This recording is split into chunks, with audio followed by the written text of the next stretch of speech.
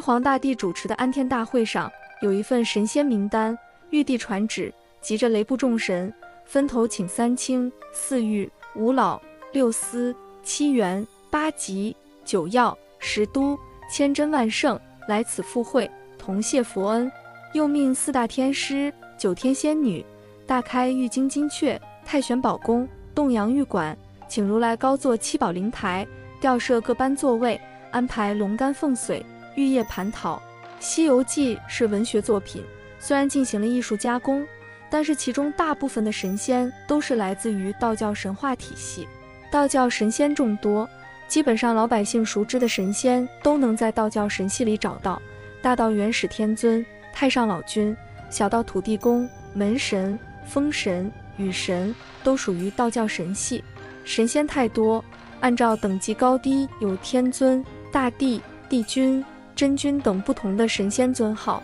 总的来说，像天尊、大帝属于品阶较高的神仙了，极道至尊，至尊至极，故名天尊。3清天尊就是道教神系里的最高神。本期就来说说道教神话里的10位大帝，除了玉皇大帝，你还知道哪些？玉皇大帝，玉皇，非一天之尊，乃万天之主，三教之宗，最上无极大天尊，玄虚苍穹高上帝。玉皇大帝由3清祖气所化，居于紫金阙太微玉清宫，执掌3界劫运，绝卧帝座，统御万神，掌管3界10方、4生6道的一切阴阳祸福。玉帝在修行时，先历经2400劫，又经历3200劫，始证金仙，又经1劫，始证玉帝。紫微大帝，道教神话里3清天尊和玉皇大帝是地位最高的4位神仙，排在他们之后的就是紫微大帝。紫微大帝源于古人对于北极星的信仰崇拜，北极星是众星之中地位最为尊贵的一颗，封建时代的帝王都以紫微为尊。比如我们熟悉的紫禁城，它的命名就是来源于紫微星。紫微大帝为万星之主，执掌天经地纬，以律日月星辰和山川诸神及40节气等自然现象，能呼风唤雨，一使雷电。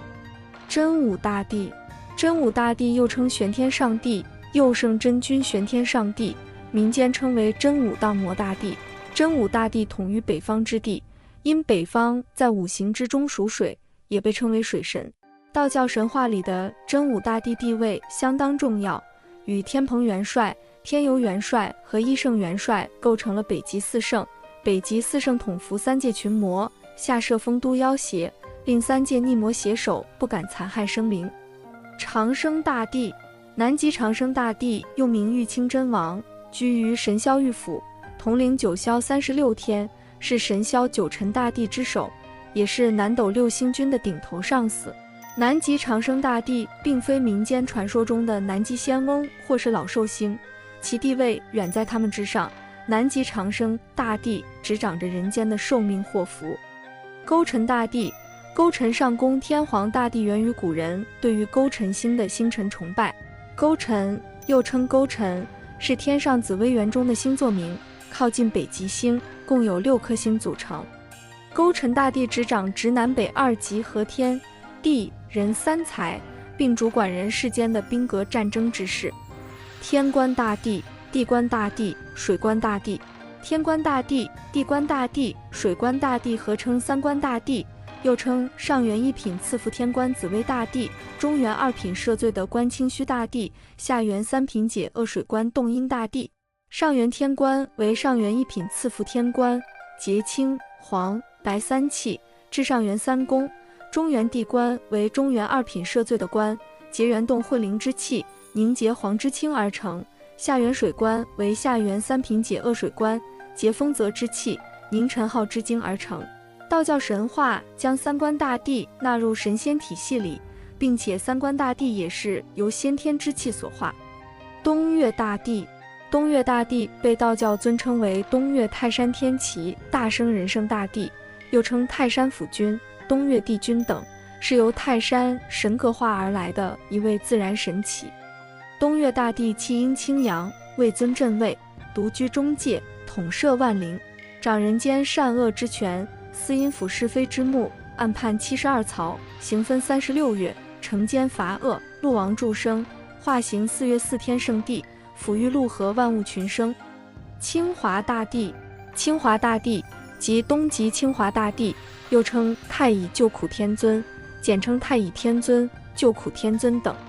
东极清华大帝为6御之一，由元始天尊的9阳之精气所化，道场位于东方长乐世界的妙严宫。太乙救苦天尊的圣号带有救苦2字，所以他的神职主要是为了掌握3界救苦之事，救度3界众生。太乙救苦天尊誓愿救度一切众生，并且具有天界考核群仙、人界寻声救苦、冥界救拔亡魂的3重功能。以上就是今天的内容，喜欢请订阅、点赞、转发，感谢观看，我们下期见。